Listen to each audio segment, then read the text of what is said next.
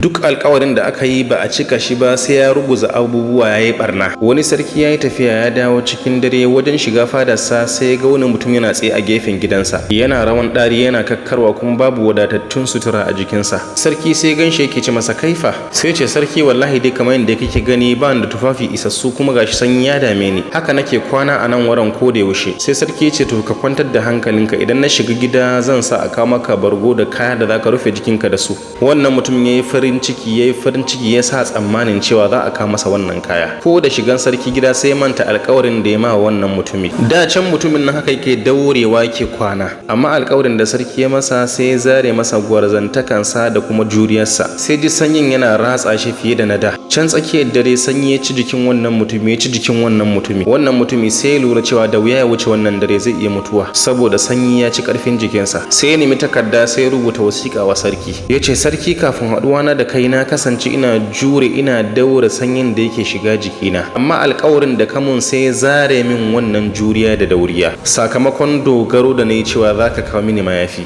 Na san cewa da wuya na wuce wannan dare sakamakon alkawarin da ka mini, saboda haka in na mutu sarki kana kiyaye alkawarinka, domin wa min alwa'di ma qatal. Daga cikin alkawari akwai irin alkawarin da yake kisa, kamar yadda ni ma alkawarinka zai kashe ni yanzu. Haka kuma aka yi, wannan mutumi ya mutu. Da safe aka zo aka ganshi, aka ga wasiƙa a gefen shi, aka kai wa sarki. Sarki yana karantawa ya hawaye, daga nan ya daina saba alkawari. Ya zamanto in ya san ba zai cika alkawari ba to bai daukan shi.